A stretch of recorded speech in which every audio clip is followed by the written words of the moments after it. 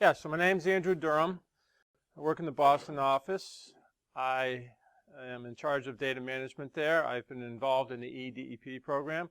I've talked to a lot of people, including Paul last week, and help them on their ASRs or with their lab stuff. What is eDEP? eDEP allows for electronic reporting to DEP. Currently, we only have two flows going in. The eASR, the Annual Statistical Report, and reporting of certified laboratory water quality data.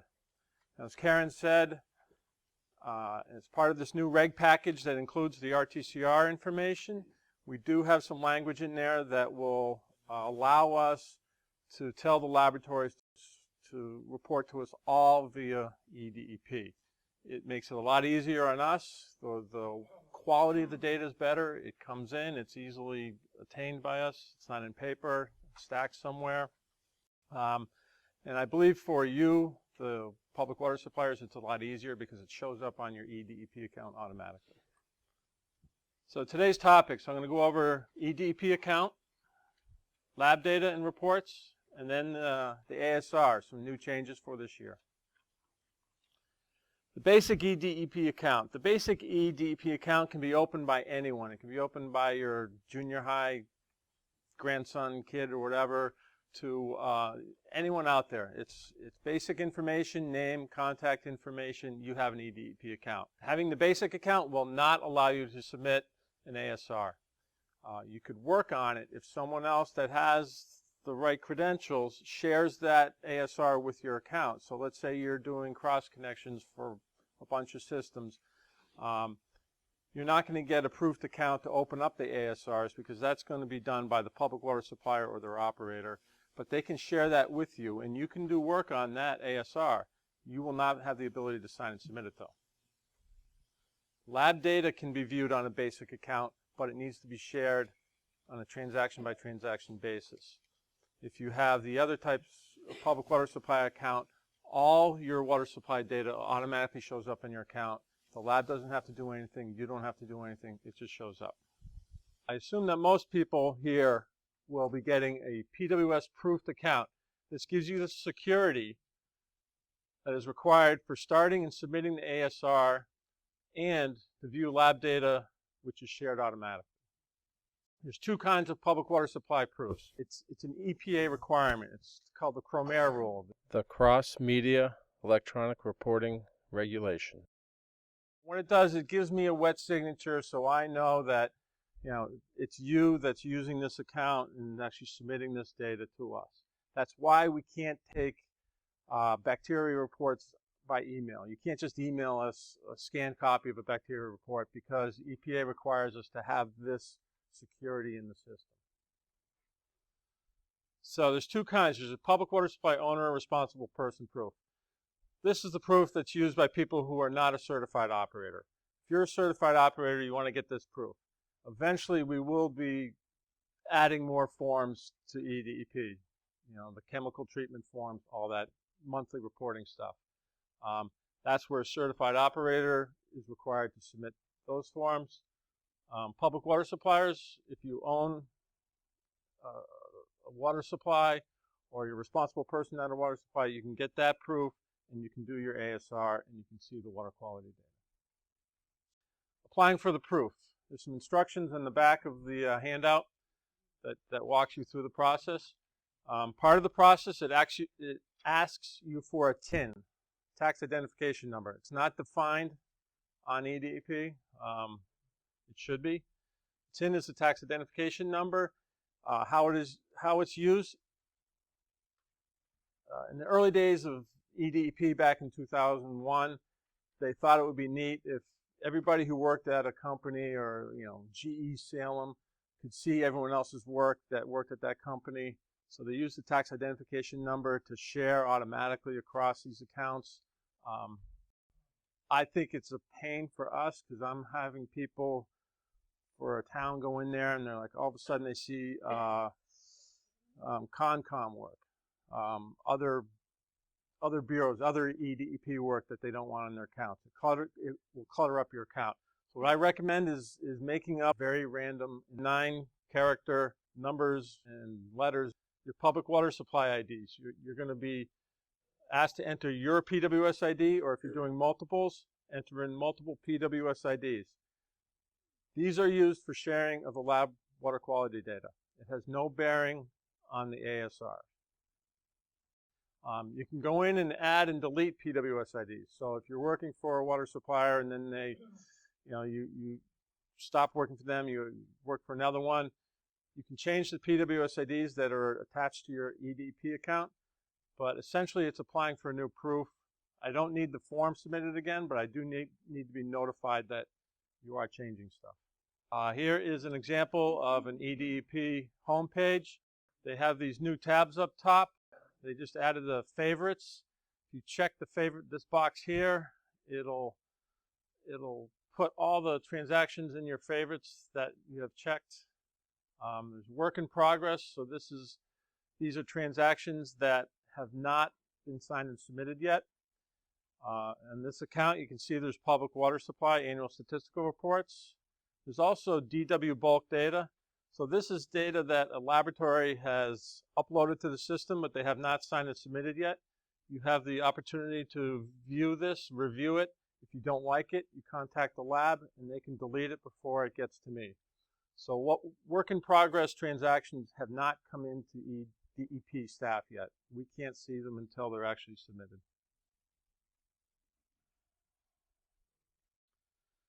This is an example of the filtering tool up top. If you click on filter, you can search by PWS ID, by the status, transaction ID, dates.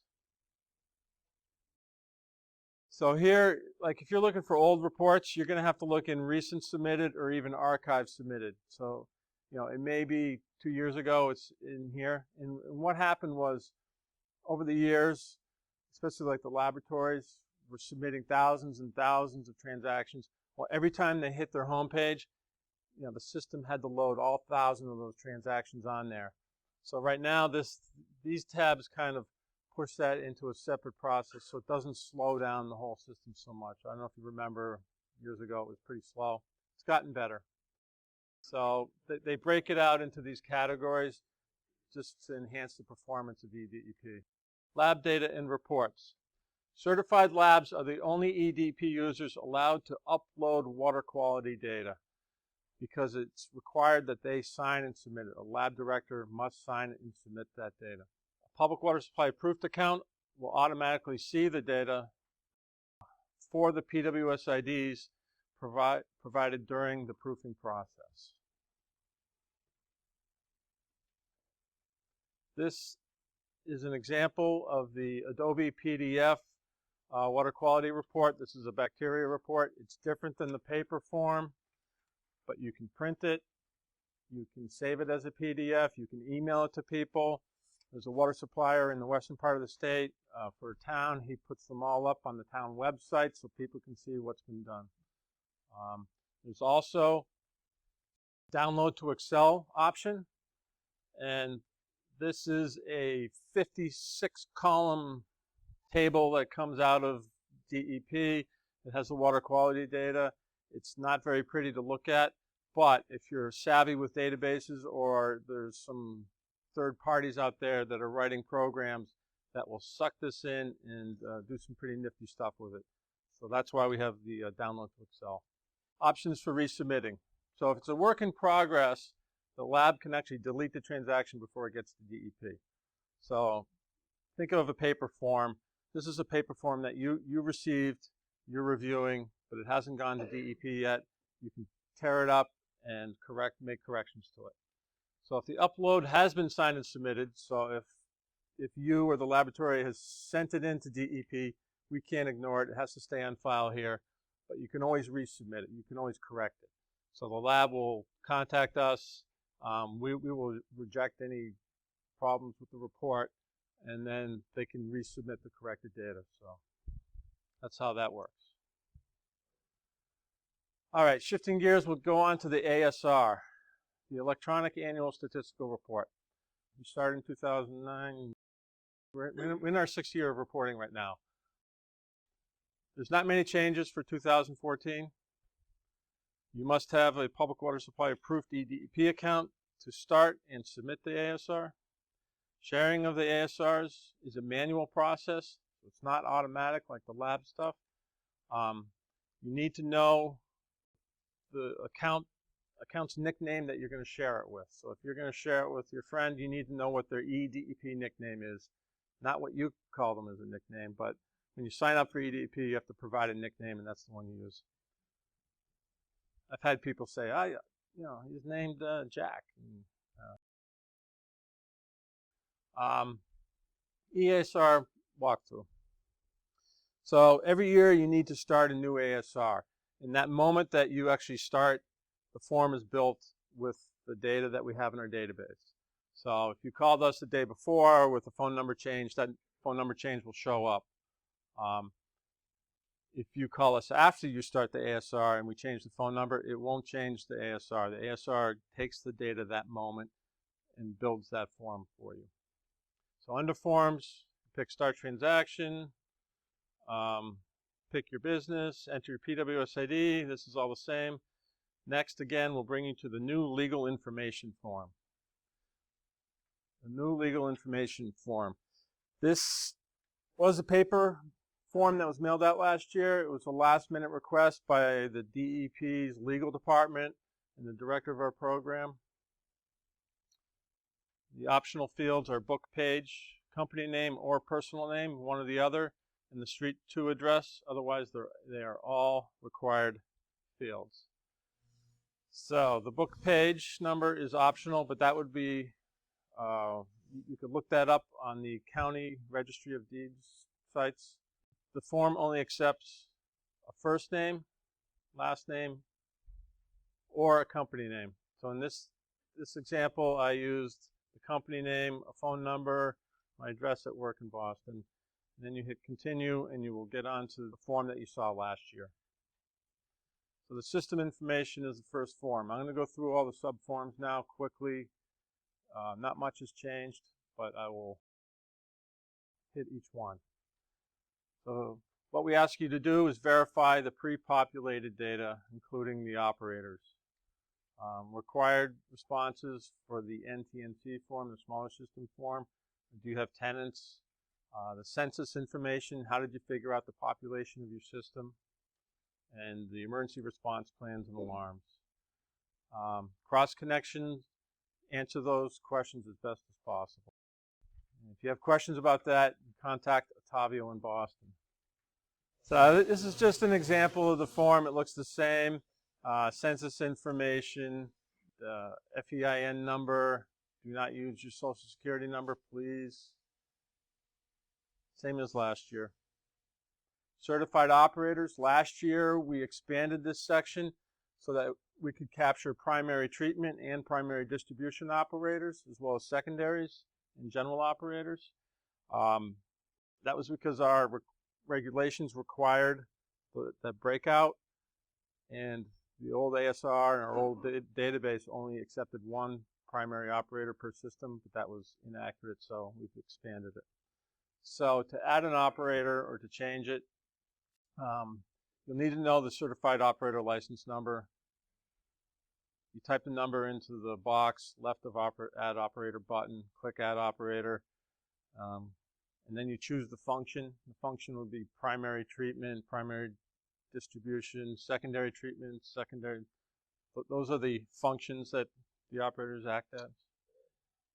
The primary address will pre-populate after save. So if you pick a primary operator, the name is brought down into the section below, and the address will populate down in here after you click the save button. When you start typing the license number in, it's a type ahead feature. It suggests a whole list of number combinations. Yeah, you can see here Eric Jensen is the primary treatment operator. He's also the primary distribution operator. This is a small system, so there aren't any secondary operator requirements. You cannot act as a primary and secondary for the same area, so you can't be a primary treatment and a secondary treatment. In the previous version of the ASR, it was either you deleted them and you took them out, but we didn't have the exact date that they left the system. And basically what we did was took the date that you submitted it and said, okay, it ended in, February of 2015, but he actually left in June of 2014. Now you can accurately put the date in that they left their services and the date that the new operator started. Well, this year it'll populate with what you put in last year, or unless someone in the region has changed it over the year, it's going to populate. Last year we had a blank slate. We didn't have any information, so we weren't able to pre-populate that. So this is one of the trickier sections. Hard for us to do. The information on the addresses comes from DPL, the Division of Professional Licensure. We get data dumps from them monthly. We don't have the ability to change the addresses. You can change your phone number. That's it. Treatment. So these other sections coming up here of the ASR are pretty standard. I'm going to whip through them. So if you don't have any treatment, you'll see a blank screen essentially with an error check button. Just confirm that you don't have any treatment. If you have treatment, it's pre-populated. Please verify what's there. Make any updates. If by chance you have treatment, but it's not on the form, you can add a new treatment plant, add a new plant button, and that will allow you the ability to add treatment, a treatment plant. And that's a theme that's repeated throughout the form. Here's an example of a treatment plant. Basic treatment plan information, related sources. So these sources all go into this one treatment plant. These are the treatment processes and chemicals. You can add chemicals, add treatment to this plant, as well as add the whole new plant. This is a theme too that's common throughout the form. These edit and delete buttons. To make changes in this section, top section here, you have to click on edit, make the changes, and then click on the update link. This will turn into an update link. And then you can move down and do the same down here. If you're going to make changes to this section, you click on edit, make your changes, click on update. Pump stations, straightforward. Same thing, if you have no pumps, error check next. You're done with it. If you have pump records, please verify that the information is accurate. If you want to add some pumps, you have the ability to actually add a blank slate pump. Like if you add treatment, it doesn't automatically go into our system. It goes on a list to go to the regions for them to verify and field truth what's going on. Because this information all goes to EPA, and let's say you add something by mistake, all of a sudden it goes to EPA, and it's really hard to back out of that. So, we want people to be honest and report to us, but we also have a quality assurance check on it by sending it to the regional staff for them to look at. Quick look at a pump station record. There's pumps at sources. There's pumps, there are booster pumps in the system. This one is at a source that has a related source information on the pump. Storage facilities, same thing. No storage, error checking next. You're on your way. If you have storage, please verify the information and update as needed. You can also add storage tanks. A quick look at some basic storage tank records. Source protection. Most of the smaller systems have interim wellhead protection areas, IWPAs.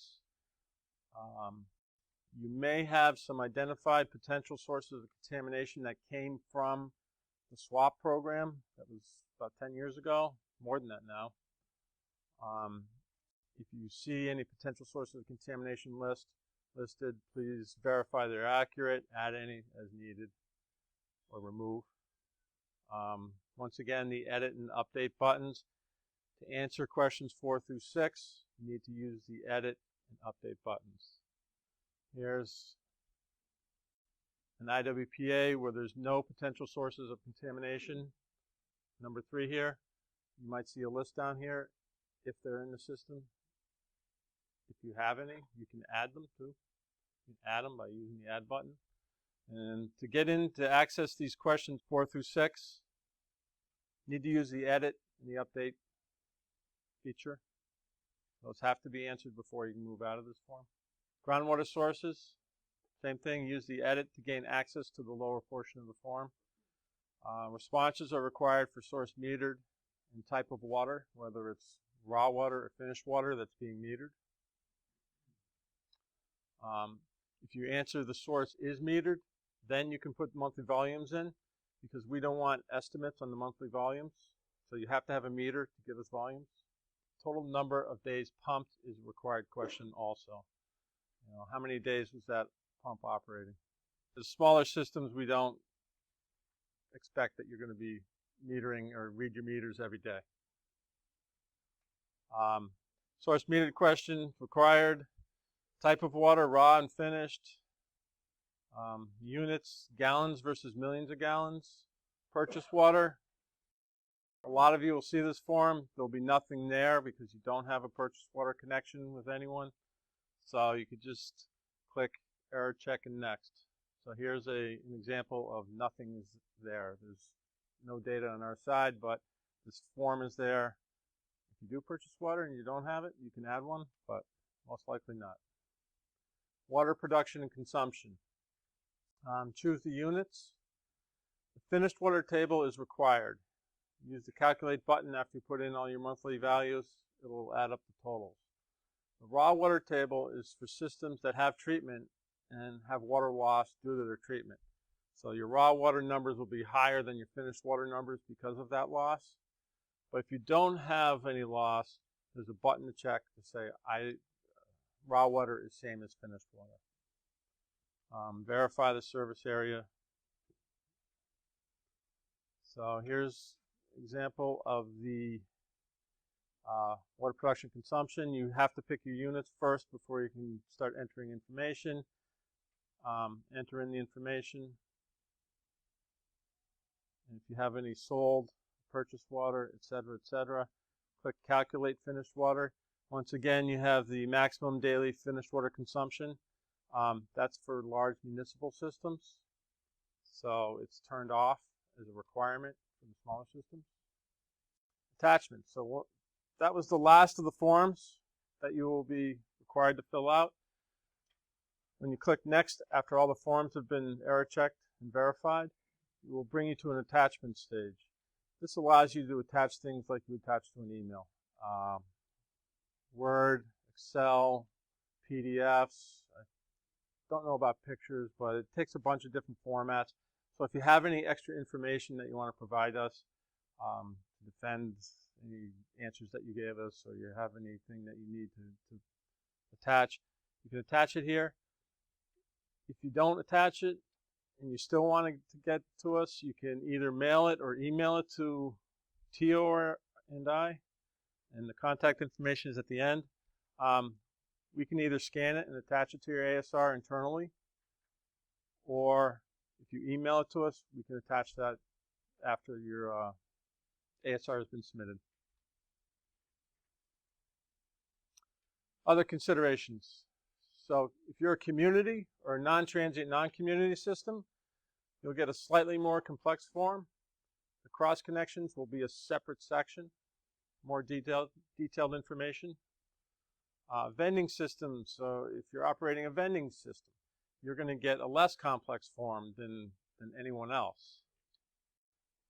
Large community systems will get Water Management Act forms.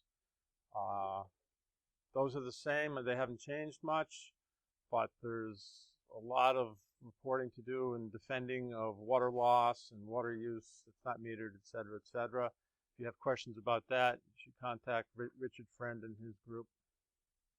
So here's the contacts. I have myself, Tio. Tio is my helper. He's very involved in this. He's an expert. So if you have questions, you need help with the eASR, contact Tio or I. Richard is the contact for the Water Management Act. We don't know much about the Water Management Act's process, but we do know how the forms work, so we can help out with the forms. Here's the mailing address for us in Boston.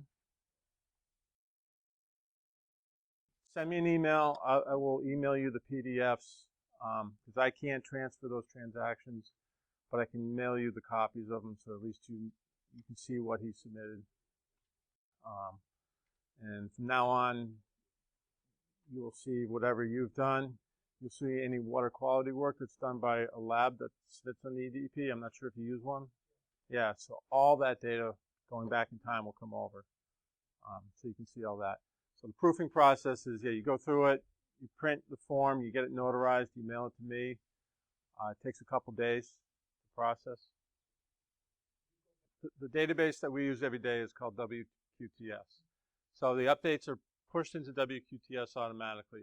It's a secure site, and the lab reporting does meet EPA and DEP's reporting requirements. There's no need to print or mail or any hard copies. So if it comes in on eDEP and you can verify it's there, you're done. Thank you.